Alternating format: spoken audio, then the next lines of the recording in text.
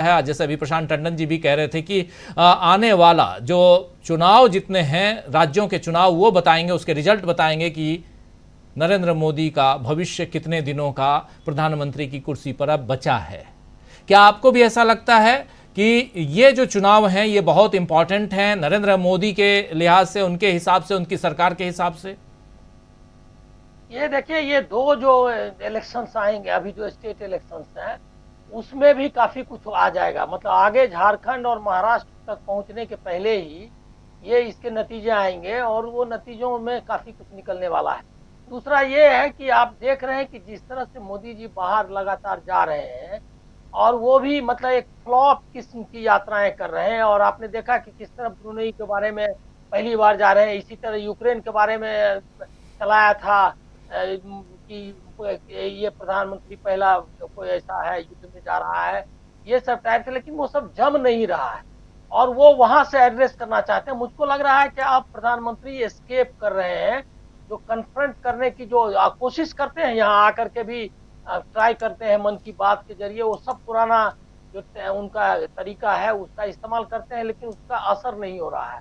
और ये जो छोटी छोटी चीजें हैं, जिस तरह जो कनेक्ट, जो पीपुल के साथ जिस तरह कनेक्ट कर रहे हैं, सेक्शंस को एड्रेस कर रहे हैं, ये एक सिंबॉलिक है। जो गरीब लोग हैं, नीचे के लोग हैं, उनमें से किसी को चुन करके राहुल गांधी जाते हैं। तो एक तरफ ये चल रहा है और दूसरी तरफ चल रहा है क्या कि वहां मोदी मोदी का नारे लगवाओ, जो वहां अब आप पता नहीं यहाँ से ले जाते हैं या वहीं का आदमी है, वहां बसा हुआ भारतीय है, उसमें मालूम नहीं मुझको। क्योंकि आप इसमें संदेह की गुंजाइश जरूर है कि उन लोगों को किसने जमा किया, कहाँ से जमा किया, कौन ऑर्गेनाइज कर रहा है इस तरह के। तो वहां से वो भी उनका हमको लग रहा है कि जम नहीं रहा है खेल। तो आपको इंतजार, मतलब मेरा अंदाजा है कि जो इलेक्शंस के रिजल्ट्स आने के पहले भी जो कैंपेन्स दोनों होने वाले हैं, उस कैंपेन के पहले कुछ आपको दिखाई देगा कि कितना कमजोर और लचर किस्म का उनका चल रहा है। जैसे अब देखिए, उनका चल रहा है ये अभियान, सदस्यता का अभियान, वो जी। भी कितना लैक लस्टर है। आपको याद होगा कि ये सब जो कार्यक्रम कर थी मीडिया, मतलब ये रहता था, मतलब उसको उत्साह रहता था और उसको रोज दिखाते थे। अब उनका कोई ज्यादा ध्यान इस पर नहीं दे पा रहा है कि दुनिया की लार्जेस्ट पार्टी है और उसके बाद जो है सदस्यता में उनमें दावा भी किया है उन्होंने कि वही भी एक पार्टी है जो बराबर इस तरह का अभियान करती है, डेमोक्रेटिक है। अरे इसमें कौन बताया, किसने कहा कि कौन सी पार्टी ऐसी नहीं है जिसको ये मैंडेटरी है चुनाव आयोग में अपना रजिस्ट्रेशन कायम करने के लिए, रखने के लिए आपको सदस्यता का रिन्यूअल करना होता है और वो उसको संविधान के हिसाब से आपको चुनाव भी करने होते हैं। तो ये सारा कुछ कानूनी प्रक्रिया है, लेकिन उसको भी चाहते हैं हाई बनाना, उसका भी असर नहीं हो रहा मुझको लग रहा है। और ये जो आरएसएस वाली बात बताई आपने, बहुत इंपॉर्टेंट डेवलपमेंट है। इसका मतलब है कि ये कोऑर्डिनेशन जो बीजेपी में पॉलिटिक्स का है, पॉलिटिकल कोऑर्डिनेशन, जो आपने देखा है कि चुनाव आयोग ने तारीख कुछ रखी थी और इन लोगों और उसको वहां की मतलब राज्य बीजेपी, स्टेट बीजेपी ने उसका ये किया और आदेश का पालन किया एक तरह से। चुनाव आयोग ने उनका कि जो उन्होंने कहा उसको मान लिया, लेकिन उससे ये दिखाता है कि एक जो कोऑर्डिनेशन है, विचार विमर्श आपस में करके कि डेट क्या होना चाहिए, ये भी नहीं कर पा रहे हैं। और आरएसएस का भी कुछ रवैया जो है उसमें डिफरेंस ऑफ ओपिनियन लग रहा है। अब आरएसएस मोदी और अमित शाह के बचे रहने की चिंता नहीं कर रहा। मैं इसमें इतना ही संशोधन करूंगा बाकी लोगों से कि वो अब आरएसएस उसकी इस चिंता में नहीं है क्या कि वो बीजेपी से अलग नहीं हो रही है या अलग हो रहा है, न बीजेपी के खिलाफ है। वो अब है क्या कि अगर मोदी और अमित शाह अगर पिट रहे हैं जिस तरह से, अगर उस तरह से उनके साथ ही बीजेपी ना बैठ जाए, ये उसकी चिंता है। तो बीजेपी को बचाने के लिए वो प्रयास में है। और ये सब जो आपको जाति जनगणना है या बाकी जो उन्होंने किए हैं, एक चीज मैं आपको कहूंगा कि देखिए कितना एक लोगों को जानना चाहिए, इसीलिए मैं बोल रहा हूँ। बांग्लादेश में बांग्लादेश की जमाते इस्लामी भी वही बात कर रही है कि आप मंदिर की रक्षा क्यों कर रहे हो, ये तो डिस्क्रिमिनेशन है।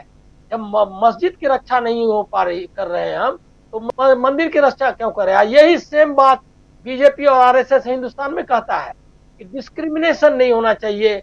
मतलब जो बहुमत, तो ये अल्पसंख्यक है, उनको प्रोटेक्शन की जरूरत है। वहाँ जमाते इस्लामी भी नहीं मानती है, और यहाँ पर आरएसएस और बीजेपी भी ये मानने के लिए नहीं तैयार है।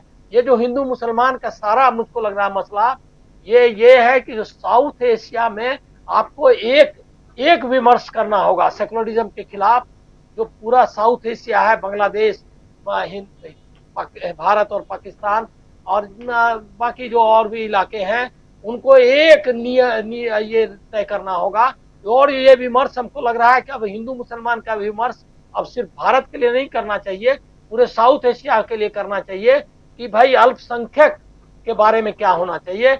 उसमें चाहे बौद्ध अल्पसंख्यक है बांग्लादेश के, और हिंदू अल्पसंख्यक है, और भारत के मुस्लिम अल्पसंख्यक है, या जो बाकी अल्पसंख्यक है, इसकी पूरा एक डिबेट होना चाहिए। और ये तभी हिंदू मुसलमान के बारे में आप डिबेट, ये हिंदुस्तान में आप बोलेंगे कि हिंदुओं की रक्षा बांग्लादेश में करें, सच में कहा कि आप बांग्लादेश में किस मुंह से जाएंगे कहने के लिए कि भाई हमको जो है क्या कहते हैं हिंदुओं की रक्षा के लिए हम बात करने आए। वो तुरंत पूछेंगे कि भाई आप हिंदुस्तान के बारे में आपने क्या किया है, और आप क्या लगातार रोज कानून बना रहे हो, लव जिहाद से लेकर के लैंड जिहाद, क्या क्या बकवास कर रहे हो, और आप तो मॉब लिंचिंग भी उन्होंने शुरू कर दी है फिर से।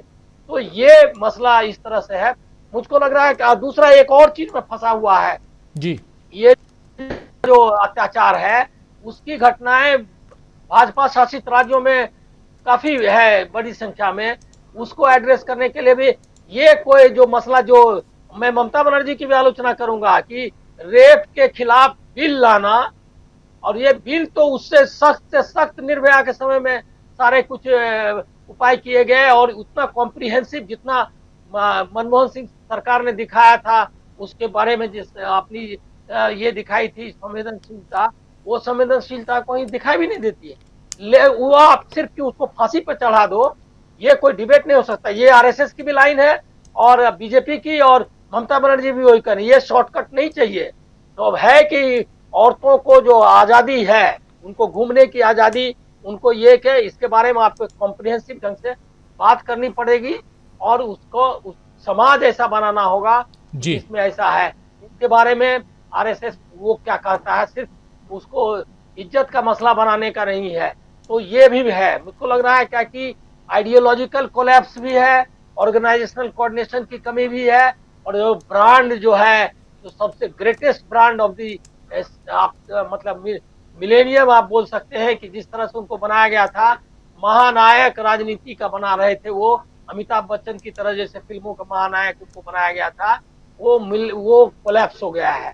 तो अब बीजेपी के पास कोई ऑप्शन नहीं है, ना आइडियोलॉजिकल ऑप्शन है, ना उनके पास ये का कोई प्रोग्राम का ऑप्शन है। तो मुझको लग रहा है क्या कि आपको चुनाव आते आते आपको दिखेगा कि किस तरह से ये लुढ़क रहा है इनका सारा कुछ।